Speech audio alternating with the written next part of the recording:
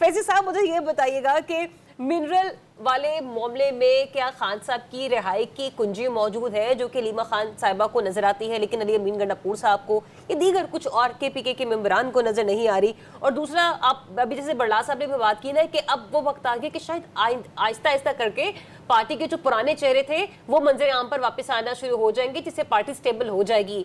आप ऐसा कुछ फोर्स ही कर रहे हैं? क्योंकि इसकी एक एग्जाम्पल तो मुराद सईद साहब का भी रिसेंटली एक कन्वेंशन से खिताब भी है ना।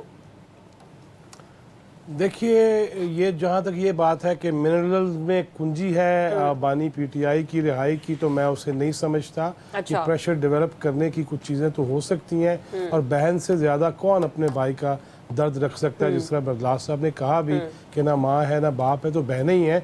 हाँ, मरूसी सियासत के वाले से भी इन्होंने फरमाया कि वो नहीं चाहते।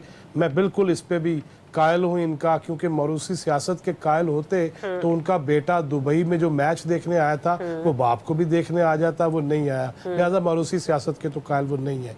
अगली बात ये कि ये जो मैं आपको एक छोटी सी मेरी मिसाल सुन लीजिएगा, उसके बाद आपको अंदाजा हो जाएगा कि ये खड़े कहाँ पे हैं और क्यों कर इख्तलाफात होते हैं। देखिए, बुशरा बीबी के शौहर अव्वल से जो उनके बेटे हैं मूसा, और जो ज़हुरुल्लाह रोड पे पकड़े भी गए थे, गंडापुर साहब जैसा जिनके पास से शहद बरामद हुआ था, तो फिर पीएम हाउस से वहाँ फ़ोन गया कि छड़ दो या नू, उनकी शादी हुई है। जब उनका मामला चल रहा था, जहाँ रिश्ता होना था पेशावर के अंदर, वो शायद बाहर पढ़ते भी रहे हैं या मिलते रहे हैं। बहरहाल माँ को जब पता चला कि बेटा यहाँ दिलचस्पी रखता है, तो उन्होंने मिसाल यूसुफ ज़ई साहबा को ये कहा कि प्लीज़ आप जाइए वहाँ पे और रिश्ते के मामलात को देखिए, ताकि हम भी सेरे बांध सके बेटे के चेहरे पे और उनको शादीशुदा कर सके। वो जब वहाँ गई, अब ये जेन्युइन स्टोरी है, ज़रा सुन लीजिएगा, इसकी तस्दीक भी कर लीजिएगा।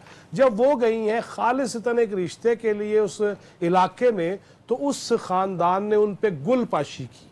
अब जब गुलपाशी की तो वहाँ के जो अहले सियासत थे, पीटीआई के ओहदेदार थे, एमपीए थे, उन्होंने फ़ौरन गंडापुर साहब को कॉल किया, देखे जी हमारे हलके में आके ये सियासत कर रही है, और उस पर काफ़ी तलखियाँ बढ़ी, गालम गलोच तक मामला गया, और उसके बाद एक हद फासिल खींच ली जाती है। जहाँ मामला ये हो ना कि कोई यहाँ क्यों आ रहा है, मेरी नाक के पास से क्यों गुजर गया है, या मेरी बात का रद्द क्यों कर दिया है, या मैं ज़्यादा करीब हूँ बानी के और वो क्यों मिल रहा है। असल मामला इस वक्त सारा यही चल रहा है, क्योंकि उसकी वजह यह है कि हर शख्स इस वक्त खुद को बानी पीटीआई की जगह पे समझ रहा है कि जो मैं समझता हूँ वही सब कुछ है। सकलैन इमाम साहब ने बिल्कुल दुरुस्त ये फरमाया कि सियासी जमातें इस तरह ना तो उनके शराजे बिखरते हैं, लेकिन असल बात यह है कि अगर लेके चलेंगे तो तभी मामला बढ़ेगा ना। अगर सियासत भी नहीं होगी, टीए भी लेते रहेंगे, मामलात भी चलते रहेंगे, मुआनके भी होते रहेंगे, खुशगपियाँ भी हुकूमती अरकान से चलती रहेंगी,